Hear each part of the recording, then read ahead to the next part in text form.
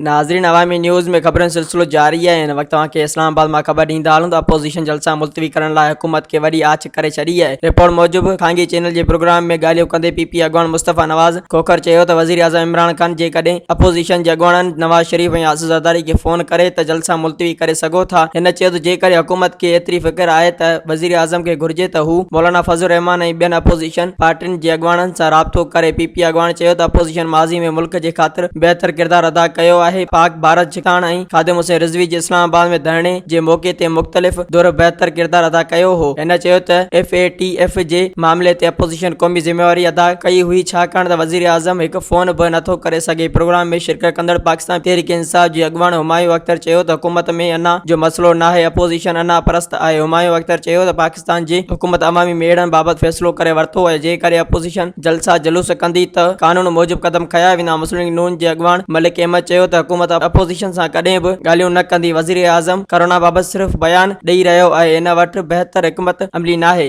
मज़ीद खबरों और तफसीलात के लिए विजिट करें हमारी वेबसाइट www.awamiNewsHD.com।